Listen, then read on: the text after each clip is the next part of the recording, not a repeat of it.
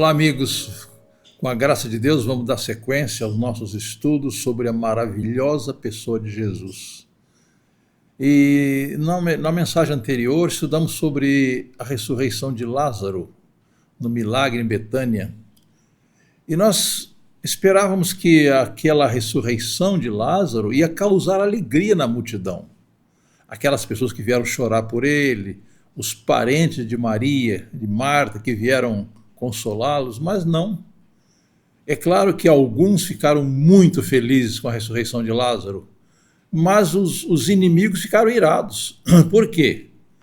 Já mencionamos aqui que os saduceus, uma seita judaica, que era composta de homens ricos, intelectuais, eles não criam na ressurreição.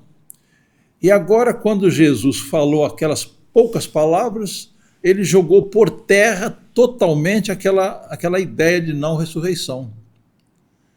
E agora a notícia da ressurreição de Lázaro chegou rapidamente a Jerusalém, para os membros do Sinédrio. Então aqui diz a inspiração no capítulo 11, verso 45, muitos dos judeus que tinham vindo visitar Maria, vendo o que Jesus havia feito, creram nele. Observem, uma classe creu. A ressurreição de Lázaro, queridos, causou um grande impacto em muitos judeus. Muitos creram em Jesus. Outros, porém, foram até os fariseus e lhes contaram o que Jesus havia feito. Agora os espiões, aqueles que estavam sempre observando Jesus para acusá-lo, para condená-lo, eles correram para contar aos fariseus o que havia acontecido. E aquilo foi causa de o Sinédrio fazer uma convocação urgente. Vamos reunir rapidamente o Sinédrio.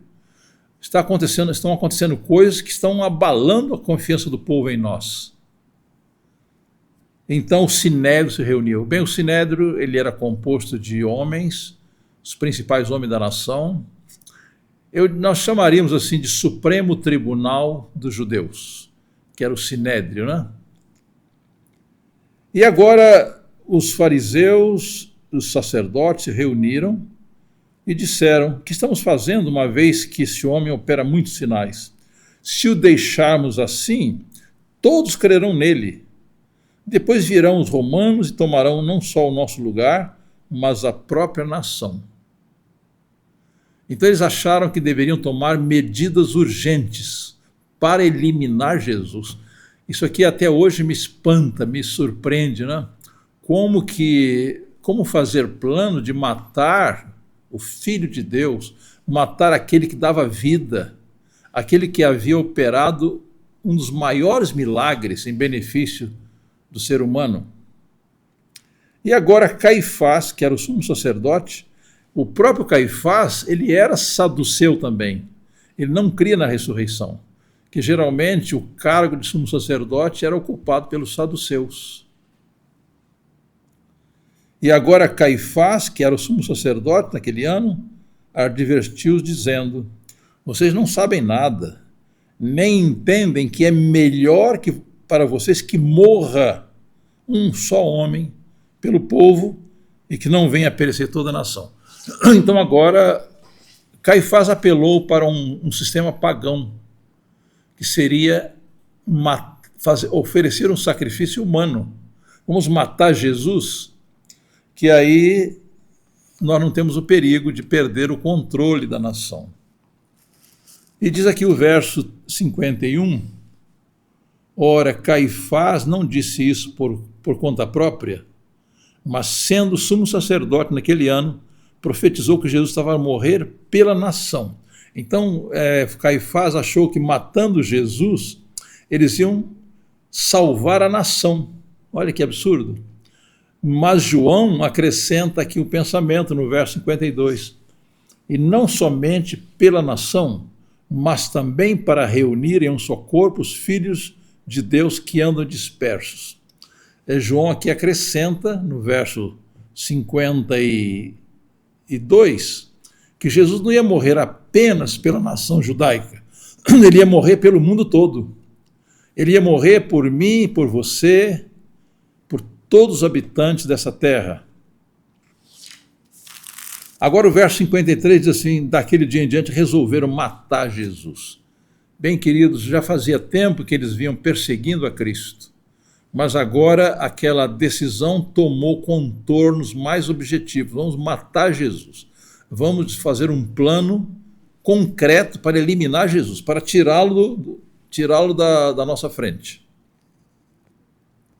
Assim sendo, verso 54, Jesus já não andava publicamente entre os judeus, mas retirou-se para uma região vizinha do deserto, uma cidade chamada Efraim, onde permaneceu com os discípulos.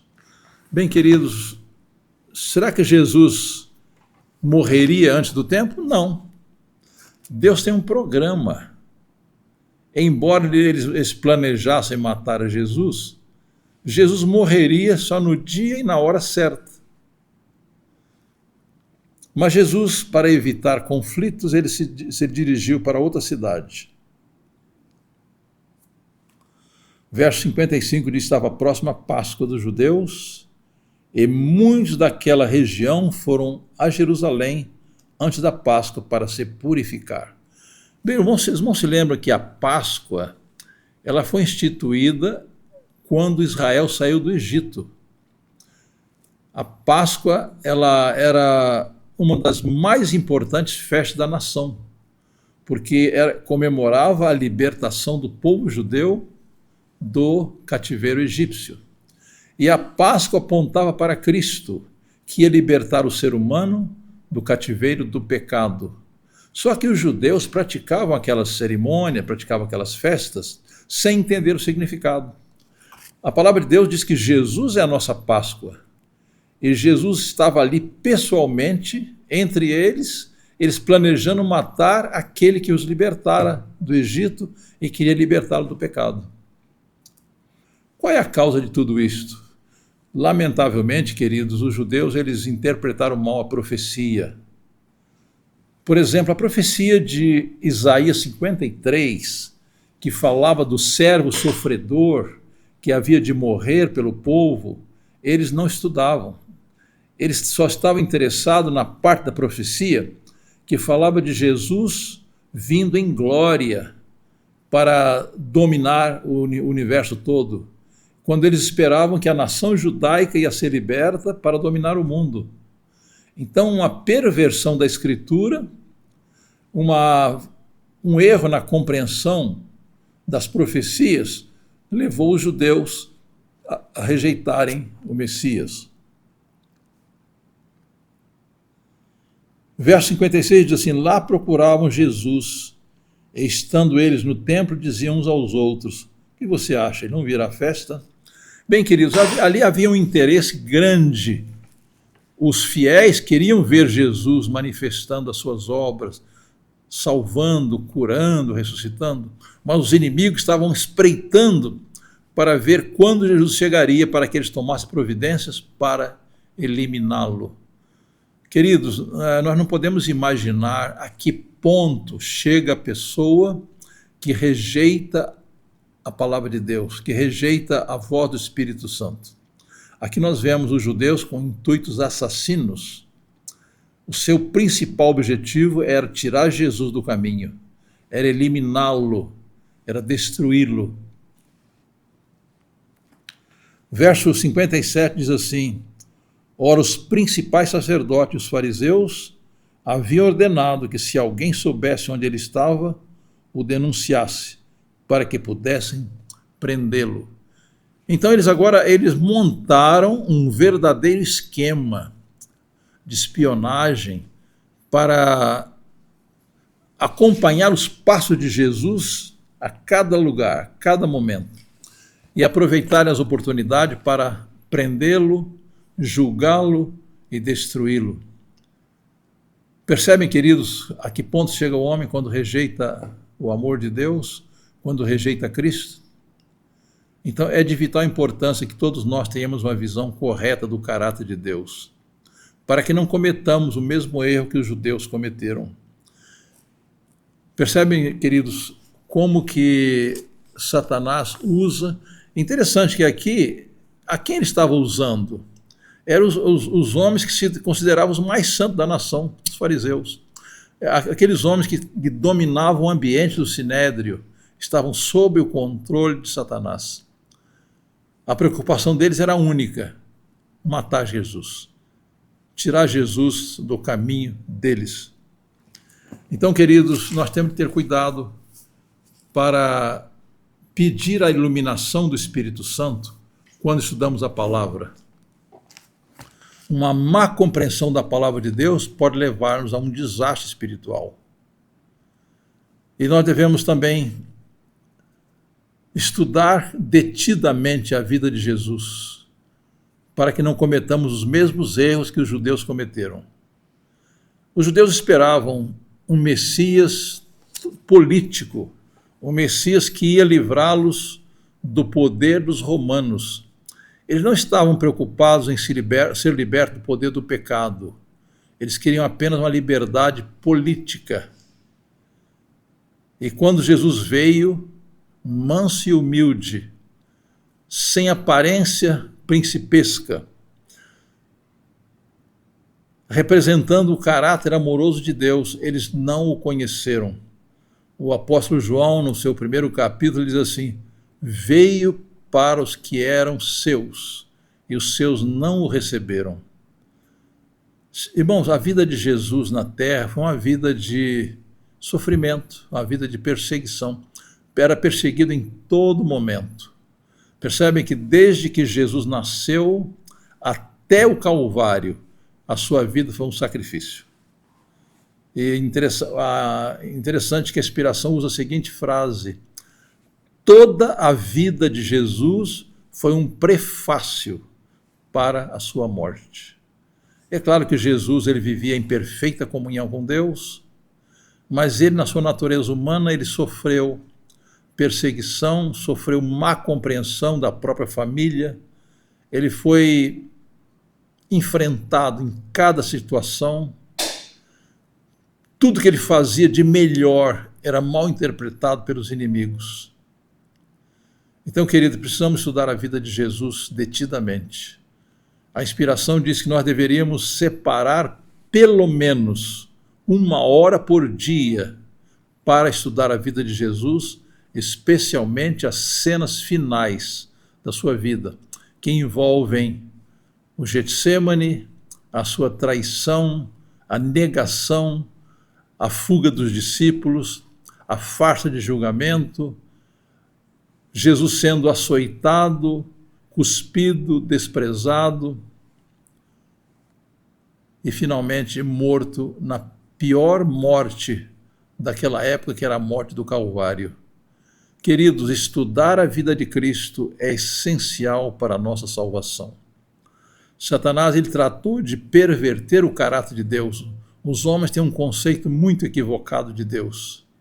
Mas a vida de Jesus, toda a sua vida, todas as suas palavras, todas as suas obras, todos seus ensinamentos, especialmente o seu caráter de amor e misericórdia, revelam o caráter do Pai Celestial. Para que tenhamos uma visão correta do caráter divino, devemos estudar a vida de Jesus, especialmente as cenas finais da sua vida nessa terra. Queridos, vamos aproveitar o tempo de graça que nos resta. Vamos dedicar tempo diário, diz a inspiração, pelo menos 1 hora por dia, estudando a vida, as palavras, as obras e o caráter de Jesus. Esse estudo vai operar uma transformação em nossa vida, porque conhecer Jesus é tudo. Conhecer Jesus é vida eterna. Eu sei que você é uma pessoa ocupada, que trabalha, que estuda, mas eu sugiro que faça do conhecimento de Jesus a sua prioridade absoluta. Mateus 6,33 diz assim: buscai primeiro o reino de Deus e a sua justiça, e as outras coisas serão acrescentadas. Que Deus abençoe você, a sua família, seus amigos, e que você possa exercer uma influência salvadora para aqueles que o cercam. Que Deus o abençoe ricamente neste novo dia. Amém.